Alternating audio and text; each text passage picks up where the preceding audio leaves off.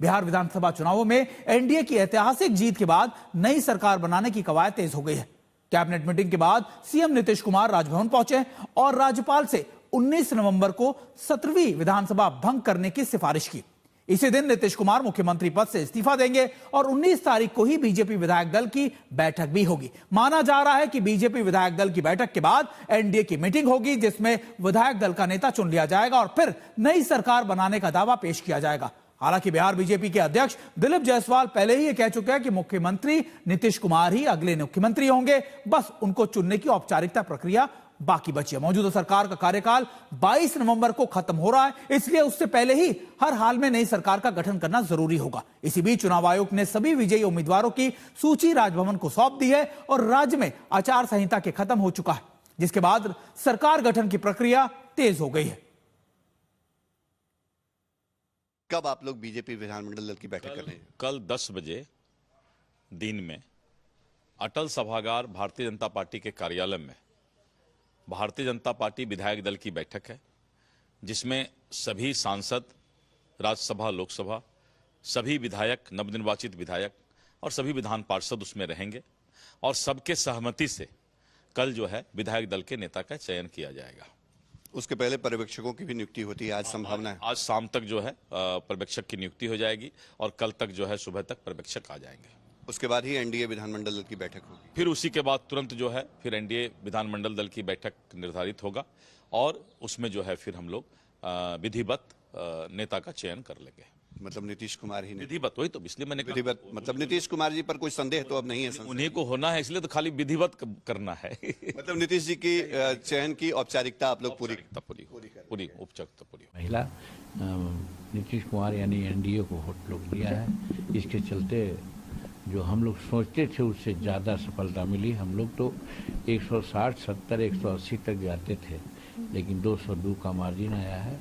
ये नीतीश कुमार का काम और नरेंद्र मोदी जी का समर्थन, ये दोनों मिल करके डबल इंजन की सरकार को लोग ने वहाँ अच्छा समझा कि डबल इंजन की सरकार चल रही है, बिहार का विकास हो रहा है।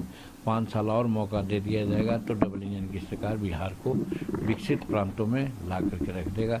यही उम्मीद से बिहार के लोगों ने लैंडस्लाइड विक्ट्री हम लोग को दी है, जिसके लिए उनको धन्यवाद के पात्र वो लोग हैं। हमारे नेता ने जब 20 वर्षों की उपलब्धि है, हमारे नेता का विकास, हमारे नेता का सुशासन, जिस पर जनता, हमारे नेता का विजन, हमारे नेता का काम, उपलब्धि, उस पर जनता ने मोहर लगाई है। हमारे नेता और दोनों प्रधानमंत्री नरेंद्र मोदी जी, माननीय मुख्यमंत्री नीतीश कुमार जी की करिश्माई जोड़ी, जिसको लोगों ने पसंद किया है। नहीं, बातचीत चल रही है, जल्दी सब बात सामने आ जाएगा। बिल्कुल फास्ट पेस पे है सब कुछ, सब जगह बातचीत चल रही है और मुझे लगता है जल्दी ही सरकार के गठन का प्रक्रिया शुरू हो जाएगा। अरे अभी तो तय हो रहा है इसका डेट।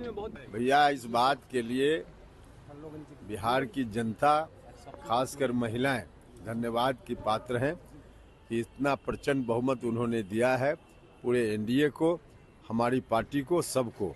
तो इस बात के लिए बहुत बहुत बहुत उनका धन्यवाद। जनता ने तो अभी भी बता ही दिया, आरजेडी को कहा जाता है कि मिट्टी में गाड़ दिया, तो मिट्टी में गाड़ दिया बिहार की जनता ने उनको। अब लोग सोचे। एनडीए को मिले मैंडेट या फिर जीत के बाद तो यह तय था कि सरकार बहुत जल्दी बन जाएगी, लेकिन सबसे बड़ा सवाल अब यह है और चर्चा इसी बात को लेकर है कि किसको क्या पद मिलेगा, किस पार्टी को कितने मंत्री पद मिल सकते हैं, यह हम आपको दिखाने की कोशिश करते हैं। अगर आप देखिए, अगर बीजेपी की अगर आप बात करें, 89 सीटें, संभावित मंत्री पद 14 से 15 मंत्री पद इनको मिल सकते हैं। जेडीयू की बात करें 85 सीटें मिली है, तो 14 मंत्री पद संभावित तौर पर माना जा रहा है कि वो जेडीयू को मिलेंगे। दरअसल 6 विधायकों पर 1 मंत्री पद मिलने की संभावना जताई जा रही है। इसके बाद अब एलजेपी की बात कर लीजिए, अब बात करें 19 सीटें इनको मिली है, तो 3 मंत्री पद इनको मिल सकते हैं। अब आगे बढ़े, एचएम की बात कर लीजिए, जीतन राम मांझी की पार्टी है, तो उनको 5 सीटें मिली है, 1 मंत्री पद। वहीं आरएलएम की अब बात कर लीजिए तो 4 सीटें इनको मिली और इनको भी 1 मंत्री पद मिल सकता है। यानी अगर आप देखिए, ये संभावित चीजें हैं जो हम आपको बता रहे हैं, जिसकी जितना सहयोग या जितना जिसके आंकड़े, उसी हिसाब से मंत्री पद का फॉर्मूला तैयार किया गया है।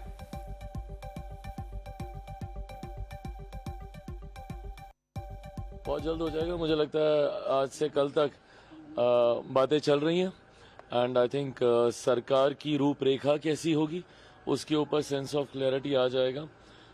आज देर रात तक संभवतः मेरी भी कुछ केंद्रीय वरिष्ठ नेताओं से मुलाकात बातचीत होगी और मुझे लगता है कि आज कल तक रूपरेखा तैयार हो जाएगी। 22 से पहले तो सरकार बनानी है तो हो जाएगा। हम लोग मंत्रिमंडल में आने के लिए, मंत्री विभाग लेने के लिए कभी प्रेशर नहीं डाला है अपने संगठन पर।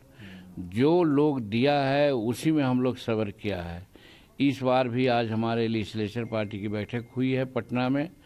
उन लोगों से अभी वार्ता नहीं हुई है, लेकिन हमने साफ कहा है कि कोई मंत्री पर किसी से मांगने की जरूरत नहीं है, अपने मिलेगा उसी में हम लोग संतुष्ट होंगे। और इस पर चर्चा और करने के लिए हमारे साथ हमारे सहयोगी शशि भूषण भी जुड़े। शशि, देखिए लगातार हम नंबर गेम तो हम समझा रहे हैं, 6 विधायकों पर एक मंत्री पद दिया जाएगा, यह भी बात कही जा रही है। क्या पिछली बार के मुकाबले इस बार मंत्री पद ज्यादा हो सकते हैं, क्योंकि नंबर इस बार बीजेपी के भी ज्यादा हैं?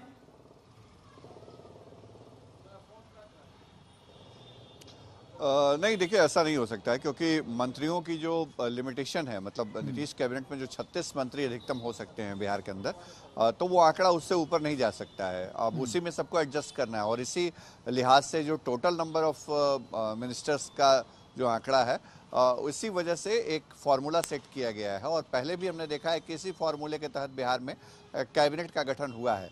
हालांकि जो चिराग पासवान की पार्टी है वो पहली दफ़े इस कैबिनेट में शामिल होने जा रही है और राष्ट्रीय लोक मोर्चा जो उपेंद्र कुशवाहा की पार्टी है उसकी भी एंट्री होने जा रही है। लेकिन इसके अलावा जो 3 एलआई हैं, जेडीयू, बीजेपी और हिंदुस्तानी अवाम मोर्चा, ये पहले भी इसी फार्मूले के तहत वो कैबिनेट में रहे हैं। सबसे महत्वपूर्ण और दिलचस्प देखना ये होगा कि नीतीश कुमार तो मुख्यमंत्री होंगे, लेकिन बीजेपी की तरफ से मंत्री के चेहरे कौन कौन होते हैं, क्या पुराने चेहरों को ज़्यादा रिपीट किया जाता है या नए लोगों को मौका दिया जाता है। लेकिन एक बात जो अभी से जानकारी ऐसी लग रही है सुमित, हालांकि आधिकारिक कंफर्मेशन तो बीजेपी विधानमंडल दल की बैठक में होना है, लेकिन लगभग ये तय है कि सम्राट चौधरी एक बार फिर से कैबिनेट में रहेंगे और पिछली दफे भी उनको विधानमंडल का नेता चुना गया था। संभव है कि इस बार भी वो ही नेता रहे, क्योंकि उन्होंने एक बहुत बाउंडिंग दिखाई है नीतीश कुमार के साथ उनके डिप्टी के तौर पे। शशि, आपसे इस बारे में और भी जानकारियां लेते रहेंगे, आप जुड़े रहिए हमारे साथ, आपसे आपका दोबारा से रुख करेंगे। लेकिन सहयोगी पार्टी बीजेपी नेतृत्व को मंत्री पद के लिए सूची सौंप चुकी है। इस बीच मंत्री पद को लेकर लगातार बैठकें चल रही हैं। कल दिल्ली में चिराग और मांझी की भी मुलाकात हुई, धर्मेंद्र प्रधान से दोनों नेता मिले थे। वहीं पटना में दिलीप जायसवाल ने सीएम नीतीश कुमार से मुलाकात की। इससे पहले जेडीयू के कार्यकारी अध्यक्ष संजय झा और केंद्रीय मंत्री लल्लन सिंह भी गृह मंत्री अमित शाह से मुलाकात कर चुके हैं। दिल्ली आने से पहले चिराग पासवान और उपेंद्र कुशवाहा की भी मुलाकात हुई, नीतीश कुमार से मुलाकात कर चुके हैं। और वहीं जीतन राम मांझी के बेटे संतोष सुमन भी चुनावी नतीजों पर बात करते हुए नीतीश कुमार से मिलने पहुंचे थे।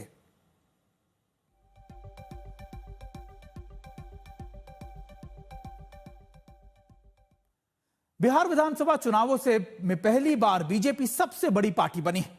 जेडीयू का प्रदर्शन भी शानदार रहा है। पिछले चुनावों की तुलना में जेडीयू की सीटों में जबरदस्त इजाफा हुआ है। चिराग पासवान की पार्टी को भी 3 मंत्री पद मिलने की संभावना जताई जा रही है। लिहाजा इस बार बिहार की नई एनडीए सरकार की तस्वीर काफी बदली रहेगी। और देखिए, 2020 के चुनावों में बीजेपी के 80 विधायक थे और मंत्री पद 19 के करीब थे। इस बार बीजेपी करीबन 89 सीटों पर विजयी रही है और लेकिन 6-1 का जो फॉर्मूला है, यानी 6 विधायकों पर एक मंत्री पद, उसके तहत उसे 14 से 15 सीटें या 14 से 15 आप कह सकते हैं मंत्री पद मिल सकते हैं। वहीं 2020 में जेडीयू के पास 47 सीटें थी, लेकिन 13 मंत्री पद उसके पास थे। इस बार पार्टी के खाते में 85 सीटें आई हैं और इस बार भी जेडीयू को करीबन 14 मंत्री पद मिल सकते हैं।